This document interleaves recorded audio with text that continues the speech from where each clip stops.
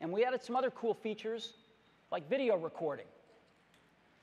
For 2010, we're going to take the biggest leap since the original iPhone. And so today, we're introducing iPhone 4, the fourth generation iPhone. Now, this is really hot.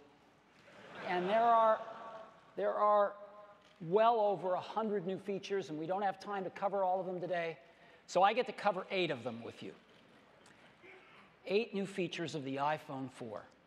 The first one, an all-new design. Now, stop me if you've already seen this.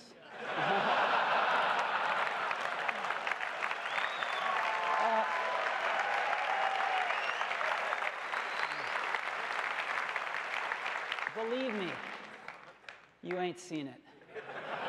You've got to see this thing in person. It is one of the most beautiful designs you've ever seen.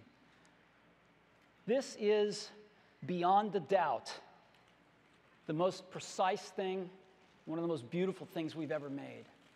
Glass on the front and the rear, and stainless steel running around, and the precision of which this is made is beyond any consumer product we've ever seen. Its closest kin is like a beautiful old Leica camera. It's unheard of in consumer products today. Just gorgeous. And it's really thin. This is the new iPhone 4. Now,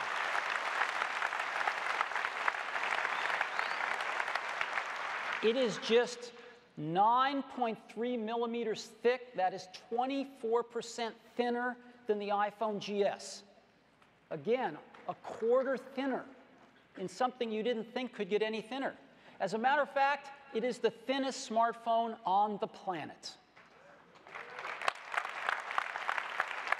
So let me point out a few of the things, a few of the external things on it. Here are the volume controls: volume up, volume down, and mute. On the front, we have a front-facing camera. We have the receiver. We have the home button. We have the micro SIM tray. We have a camera and an LED flash on the back. If we look at the bottom, we've got the microphone, the 30-pin connector, and the speaker. And if we look on the top, we've got the headset jack. We've got a second mic for noise cancellation, and the sleep-wake button. Now, because there have been a few photos of this around, people have asked, what's this? Some have even said, this doesn't seem like Apple. What are these lines in this beautiful stainless steel band? Well, it turns out there's not just one of them, there's 3 of them. And they are part of the entire structure of this phone. That stainless steel band that runs around is the primary structural element of the phone. And there are these 3 slits in it. It turns out this is part of some brilliant engineering, which actually uses the stainless steel band as part of the antenna system. And so one piece is Bluetooth, Wi-Fi, and GPS, and the other is UMTS and GSM. So it's got these integrated antennas right in the structure of the phone. It's never been done before, and it's really cool engineering. So we have an all-new design. It's the thinnest smartphone ever. It uses stainless steel for strength. It uses glass on the front and the back for optical quality and scratch resistance. It's got integrated antennas and extraordinary build quality. Again, I don't think there's another consumer product like this. When you hold this in your hands, It's unbelievable. So this is our all-new design for the iPhone 4. That's the first one.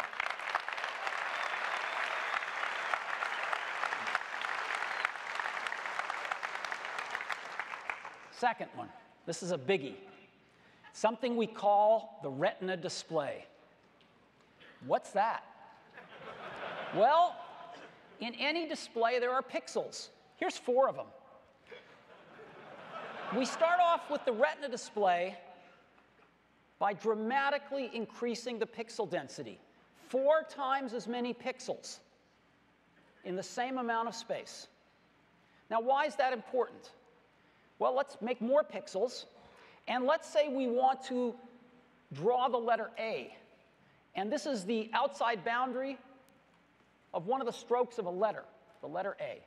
Well, as you can see, we turn on pixels inside that stroke. We can get far more precision the more pixels we have. And we play all sorts of tricks by putting different levels of gray pixels on that line as well to try to fuzz it for our eye. But when we zoom out of this, what you can see is that because we have 4 times as many pixels, we get really, really sharp text compared to what we normally get on displays of lesser resolution. Now, the Retina display has 326 pixels per inch.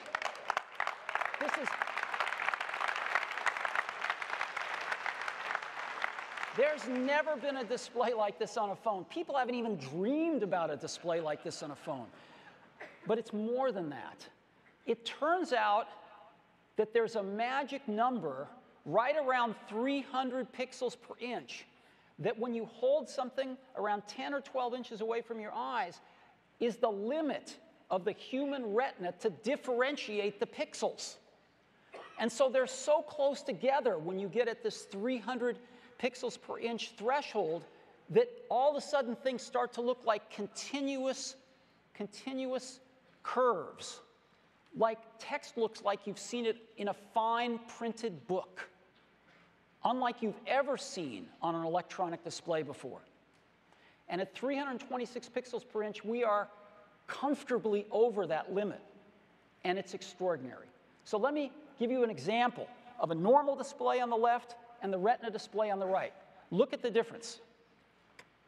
Can you see it? Here's some more text of different sizes and different weights, and you can really, really see this stuff. Once you use a Retina display, you can't go back. When you get to character-based languages, kanji in this case, it's also striking. And it's not just text. It's images and video as well. Look at the difference. This is the same image on a normal display and a Retina display. Here's another one. Pretty amazing, isn't it? So what I'd like to do now is show this to you live. I've got an iPhone 3GS, which has got a widely praised display on it, and I've got a new iPhone 4. So let me get them both fired up here. There we go. And I can ask them to blow these up. There we go. Look at that difference now. This is pixel. We had to get special projectors for this because most projectors can't display as many dots as are on a Retina display. So this is pixel for pixel accurate right off these 2 displays. And you can really see it. Look at that folder there. Let me go inside, and you can look at the icon of the folder, compare them, look at the text, look at the linen, look at the icon of the compass, the icon of the clock. Isn't that amazing? So now, let me go ahead. I'm going to go to some websites. I'm going to go to the New York Times today. And let's just compare these websites.